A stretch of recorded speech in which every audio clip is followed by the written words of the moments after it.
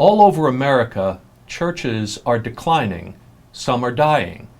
And maybe the question is there a life after death for churches that once flourished? Ken Crawford is the senior minister of Central Christian Church in Dallas. He'll be here to tell us about a new experiment in church life in a church like that.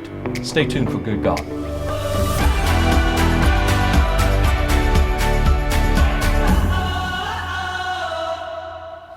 Welcome to Good God, conversations that matter about faith and public life. I'm your host, George Mason, and I'm delighted to welcome to the program today my colleague and friend, Ken Crawford. Ken, glad to have you with us. Thank you, George. I appreciate the opportunity. Ken is the senior minister of the Central Christian Church here in Dallas and has been since the fall of 2016. Right. This church has a real robust history in Indeed. Dallas, doesn't it? It does. Tell us something about the history and what you found Sure. when you became the pastor of this church. So by some historical records, there's a bit of competition for this in Dallas, but it has claim to being one of, if not the oldest Protestant church in Dallas. Started in the 1870s. Wow. In the West End on the second floor of a blacksmith shop. Wow. Think about what that must have been like. Yes. To do that. And they moved several times, ended up in a central location in downtown, and then in the 40s moved north to the outskirts, what was then the edge of town. 100 years ago, it was the largest church in Dallas. There were over 2,000 people active in the life of the congregation. And they moved to their current location in the 50s, built two buildings, 34,000 square feet on 3 levels, on 6 acres.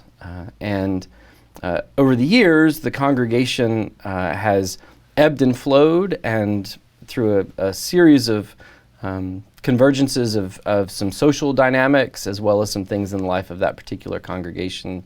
It's now not a very large congregation in terms of membership.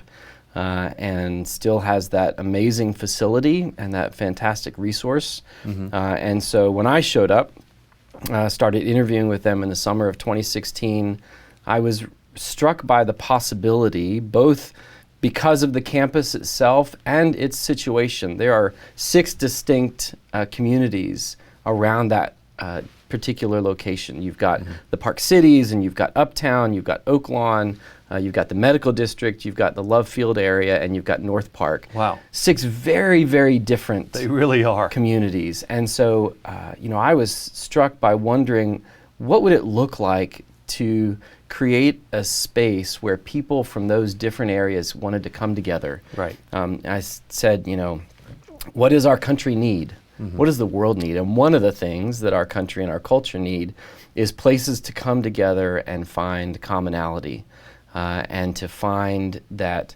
there is more that joins us together than that separates us, and that the things that join us together matter deeply, and that we can build bridges across difference. Okay, let's pause there before we get into where that took you. Sure. Because I think it's important probably for us to recognize that there are about, various statistics say different numbers, but there are about 100 churches in America closing every week. Right. Who have gone through a life cycle that has been tremendously vibrant, and that has led to decline. Some of these churches are new church starts that never really got off the ground, but many of them are like yours. Sure. So what you found was a church on that downside of the bell curve, you might say, or on the arc, the life cycle. Yeah.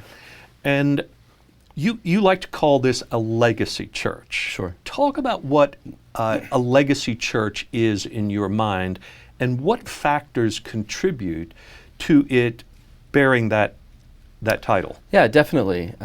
When I use that term, what I'm thinking of is, by and large, what some folks call big steeple churches. Yes. So these are churches that have at one time had both big steeples and a prominent place in civic life in their community. Churches used to be at the center of civic life, whether it was in an urban setting like Dallas or in rural communities. And that has changed over time. We can talk about that particular dynamic.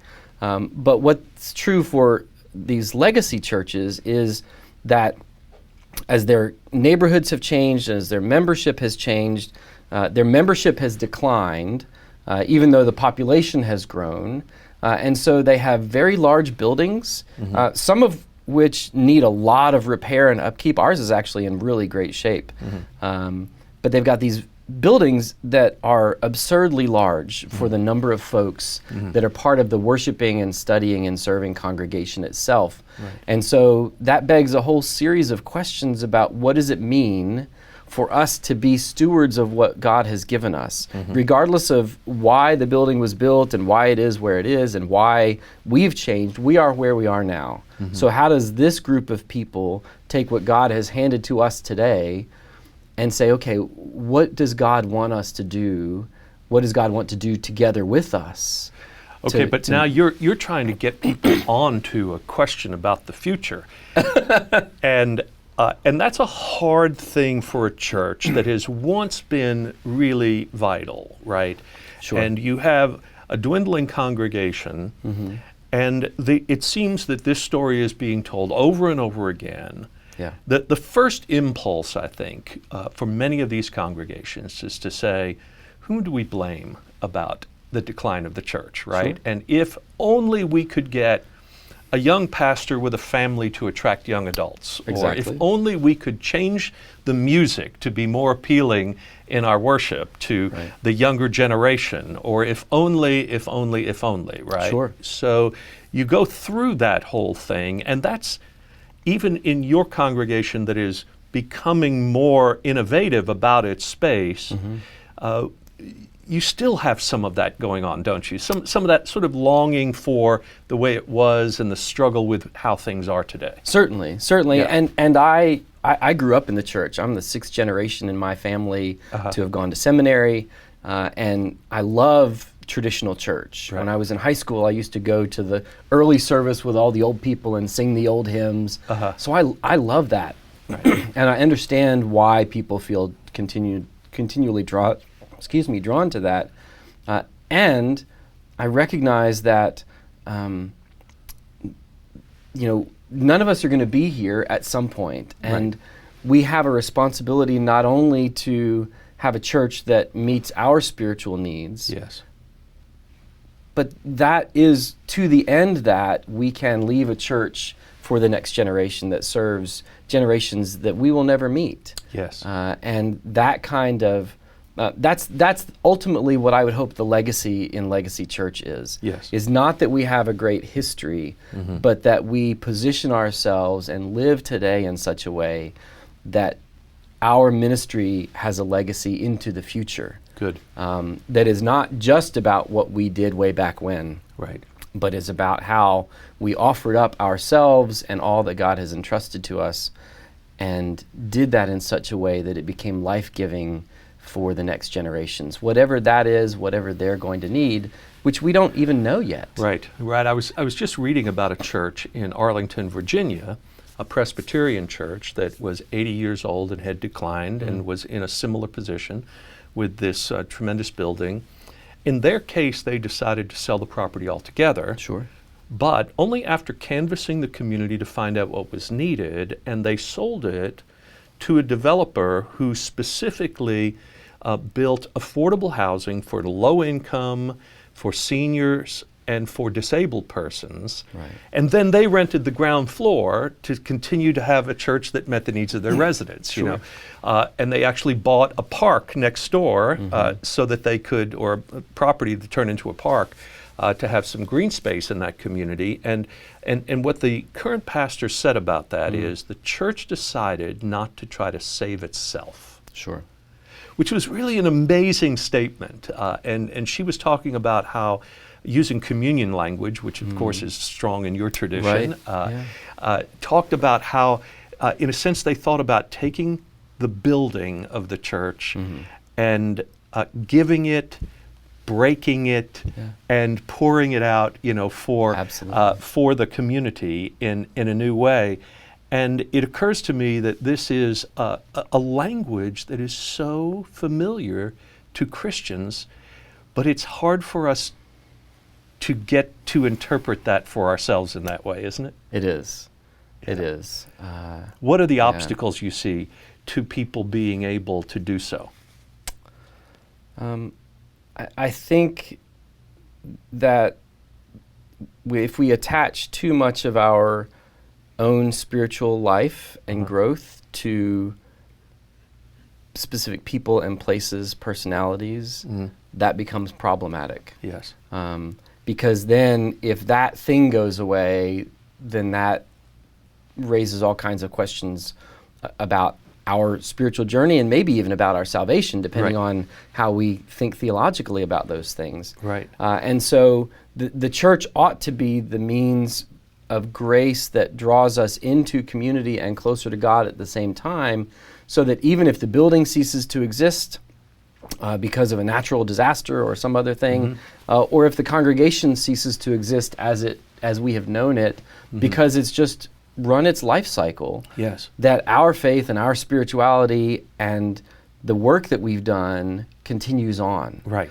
And so I think that sense of inappropriate attachment, which comes along with it, a sense of a lack of spiritual maturity. Paul talks about how we're still on milk when we ought to be on solid food. And I think there's an element of that. I think that congregations often get disconnected from their communities. Yes. We are, I mentioned these 6 distinct neighborhoods. The Park Cities is one of those. And so, for those who aren't Dallas folks, think Hyde Park in Chicago or Beverly Hills in LA. It's that kind of a place. Yeah, right. And we've got 4 acres. The land is worth over $1 million an acre. And we think that the last thing that God wants in that place is 8 or 10 more mansions. Right. That what God wants in that place is a campus where people can flourish and thrive. And so what we have done is opened up our space to people who are seeking healing and wholeness. And I think self-interest and self-focus is another one of those obstacles. If I'm focused on me and mine and us and ours, as opposed to recognizing that regardless of the fact that we pay the utilities and we paid to build the building, it's not ours. Right. It's God's. Right. And we are just stewards of it. All those stories in the Bible, of course, Hebrew Scriptures and the New Testament, and in other faith traditions as well, that say everything we have is entrusted to us. Right. And if we forget that, then it's nearly impossible for us to be faithful stewards of today and what God wants of us tomorrow. We are having this conversation during the season of Lent in the Christian year, and we'll be moving into the season of Easter here before long, and when probably we'll broadcast this. This movement from the season of death and darkness to life and light is part of what we're talking about here, isn't it? It's not just what happened to Jesus, but what can happen to Jesus' people, to his church, if they will accept this idea that you can't really have resurrection life if you're not willing to die. Right. And sometimes that means dying to self and dying to the familiar, dying to the things that we have held on to as being absolutely necessary for our life. And what you're challenging your church to consider is that it may be that, as Jesus said, unless a grain of wheat fall into the ground and die, it cannot flourish. But if it does, it will bear much more fruit. Right. And so we want to talk in a moment after the break about that much more fruit that you see beginning to sprout forth, and see whether people start getting excited about the possibilities of this new missional idea that you're exploring with your congregation. So let's pick that up right after the break. Sounds great. Okay. The Good God program is a project of Faith Commons, a nonprofit organization that I founded in 2018 to promote the common good. Think of a commons on a campus and how you can bring all your faith and people from all corners of the campus together. Think of the city that way. Think of the country that way. Faith Commons aims to bring people together to promote greater understanding and peace throughout our communities. You can find more information about it at faithcommons.org. We're back with Ken Crawford, pastor of Central Christian Church here in Dallas. And we were talking, Ken, about the fact that your congregation is no longer a church that fits the culture of what we used to call an attractional model. That is, in the days when you put up a church and you open the doors on Sunday and people come because that's the nature of the culture and the community. That's right. And so we'll provide programming for you. All you have to do is show up, right? Correct. And people Sure. did show up. They showed up in the thousands, right? For a season. Some of that having to do with this period of time in the country's life and the region's life and the spiritual mentality of a post-war generation and those sorts of things. Some of it just having to do with the particular neighborhood and place where the church is located. Right. Sure. And as those things change, things have changed. Now you are exploring how your church can be more missional, not just overseas, but to your own neighbors and your own community. Yeah. And you've come up with several really great ideas of how that can be possible. So how are you using the building now and the church's outreach to accomplish that? Sure. The congregation actually took its first big steps into this several decades ago. We had a community theater at the church. Okay.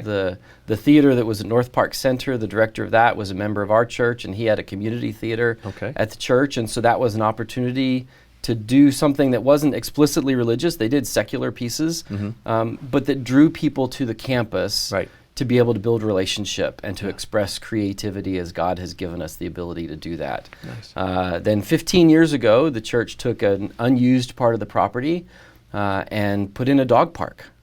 Amazing. And that's been ranked by some in the area as the best dog park in Dallas. Wow. And we have hundreds of people every week that come there and build their own sense of community. And anybody who has dogs knows that they become a meeting place and a source of connection for people from very diverse backgrounds who all love dogs. And so they don't have to talk politics or religion, or they just care for each other and enjoy each other's company. And that then over time becomes the opportunity to build relationships and get into those deeper kinds of things that matter more. What we have done more recently, and some of this goes back to work I've done in other parts of the community, Ken Yonke and Matt Smith and Justin Nygren started The Grove, which was a co-working space in the West End. And they did that with pastors' hearts, but explicitly did not do it in a church building because they recognized that so many people, for very good reasons often, want nothing to do with church, want nothing to do with Christians even, because we've been bad actors in a lot of cases. We've done some very hurtful things. And they wanted to be able to bless people and help people to experience transformation without having that as a stumbling block. Yes. And so myself and Darren Dezengatita and some other folks learned to do that there. Then we went to White Rock United Methodist Church, and Darren led that effort. So I've been at Central for 3.5 years now. And we came in not necessarily saying we're going to do a co-working space, which people that don't know what that is. Explain what co-working is. So co-working is essentially people coming together to share common space and common resources as they do their work, as they pursue their occupations, vocational and avocational, and hopefully build community as well. So many jobs these days are just done online. They don't have an office to go to. And instead of sitting in your bedroom or at your kitchen table alone. Or at a local coffee shop where it's noisy and all those kinds of things. You can come to a quiet space and you can have some community with other people who are doing the same thing. Have access to high-speed internet and all those sorts of things. And there are big international brands of co-working spaces. Yes. And then there are kind of small mom and pop local sorts of things. So it was less the specific approach than it was this mindset to come in and say, how can we make use of underutilized space in a church building, and you could do it in any community facility, Right. underutilized space, so that we can provide an opportunity for folks to come together and pursue things that will help them to flourish and thrive. And you've had people who you've met in that setting who have never thought that they would be having spiritual conversations. Absolutely. And can you give us an example of that? Sure. So one of the most recent ones, and part of this is that we have, as part of our co-working, added a wellness center. Mm-hmm. So we have yoga and all kinds of other wellness practices and practitioners. And one of the women who's come and been a part of that, she and I had some fairly surface conversations. I later found out that she went to somebody she's known for decades and asked very deep spiritual conversations about faith, about Christianity, and about Jesus in particular. And she had never asked those, and she specifically said it was because of the initial conversation Wow. she and I had, Wow. and because we had created a safe space for her to begin to open up some things that Yes. she'd been kind of avoiding or kept buried because they had been so painful for so long for her. Right. And on the kind of flip side of that, I've had conversations with folks who have been active leaders in their faith community for decades, people in their 60s and 70s, a number of them who have said to me, I understand for the first time what it means to be a follower of Jesus. Wow. And what it means to be church. I'd never understood the way that church is supposed to exist for the sake of the world. We talk about Jesus coming for the sake of the world. We miss the fact that the church is the continuation of the incarnation, and therefore the church exists for the sake of the world as well. You mean it doesn't just exist for the sake of the church? It does not. It does not. We lose track of that sometimes, We do. don't we, in the way we go and about so, it? Yeah. From the theater to the dog park to the wellness space, we have 12-step recovery programs, which has been common in churches from the beginning. Sure. As we think about providing a space for people to come and experience healing through the 12 steps. The 12 steps is designed to be God-focused but agnostic, Yes. in the sense of not dictating any specific God. And we don't ask for people's spiritual credentials when they come in the door. Right. We simply say, you want to pursue wholeness and wellness and healing, and we want that for you as well, so here's a place to do that. Right. And so in our co-working and in our wellness programs, even out in the dog park, in our program that we host for adults with disabilities, all of these things are opportunities for people to move towards wholeness and healing. And then we get to show up, and initially it's just providing good Christian hospitality. What I tell people when I'm teaching about evangelism, I say the number one first step in evangelism is don't be a jerk. That's so hard for us. It's so easy for us to fall into kind of these. I have we don't something to think tell of you them. that you really don't know. Sure. And I'm going to offer this to you. Yes. Let's make a list of the things that you need to do to get right with God. Right. Instead of saying, gosh, you've been on this journey of life for 50 years. Yes. Tell me what that's been like for you. Yes. Listening and asking questions. Yeah. Yes. And, we found that people were coming onto our campus and were very, some of them were experiencing trauma just being on a church campus. Right. Because they'd been so hurt in the past. Yeah. And then when we were able to simply say, you're going to be okay. Yeah. This is a safe place. Yeah. Come, do the work that you've come here to do, and then let's get lunch together, or Okay. let's sit down and have a cup of coffee and be able to have rich conversations. And, I want everybody to learn to be a follower of Jesus. I Sure. want that for them. Right. But ultimately, that's not my responsibility. My responsibility is to live my faith and to be able to have respectful conversations with people, regardless of their faith tradition or background. Good. I'm going to learn some things about God and about myself in the process. Hopefully, they're going to learn some things along the way as well. Good. And through that, some measure of those, some number of those are going to go, oh wow, this Jesus way, yeah, I want that in my life Right. as well. And a lot of folks, as I just mentioned, who thought of themselves as followers of Jesus and were, it's not that they weren't really followers of Jesus, but are able to go to a deeper level Right. because of this shift of mindset to recognize that we are here to pass on the faith, not just to hold the faith and enjoy it for ourselves. So that shift of mindset has to happen for the church, but it also had to happen for you.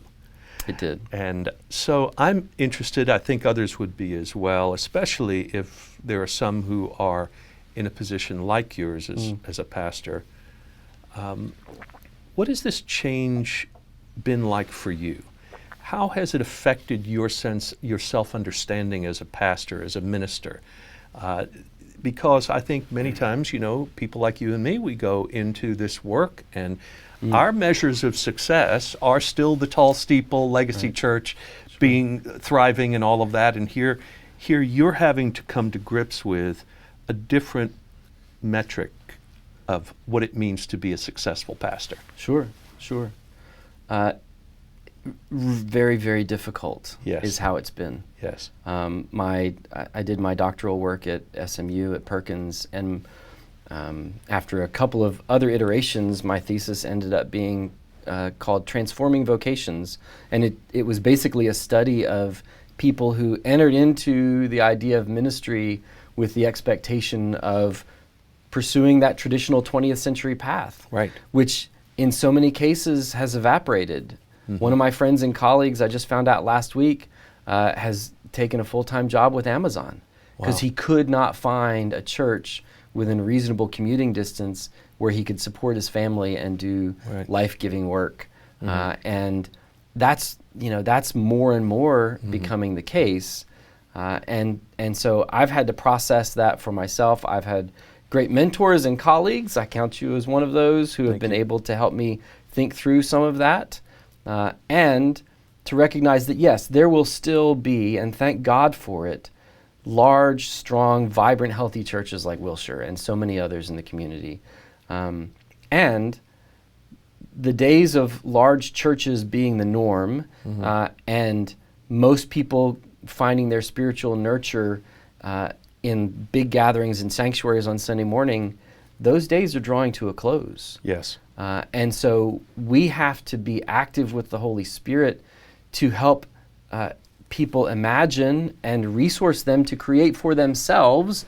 It's presumptuous of us to say, here, let me build your next faith expression, but to partner with people as they try to figure out for themselves what that looks like and what they need. I'm thinking, Ken, that you say that there are still going to be vibrant, large congregations and that sort of thing, ours being maybe one of them right now, but we're smaller than we used to be as well. And I think we're all trying to help each other figure out where we are in the life cycle of our churches, and not just do the same thing we used to do, but figure out what's the next way God is calling us to be church. Right. And I think the witness you have for churches like ours there at Central is one that we need to pay attention to also. How can we exercise hospitality in our building for our neighbors, continue to turn outward and not inward, make sure that we have a sense that our mission is not just to ourselves. So it feels to me like there may be an apparent distance or difference between churches like yours and mine, but I think we're actually all on the same continuum here, and we're working to find our way. Sure. Yeah. Sure. So, yeah. Anyway, well, thank you for sharing your journey with us. I hope it'll be encouraging to a lot of churches and maybe actually give courage to a lot of churches to think afresh about the stewardship of their facilities, their building, their assets, the legacy of their church, and look to their neighbors as a place where God may be at work in it. So thank you so much. Absolutely. Glad to have you on Good Golf. Great. Thanks so much. You bet.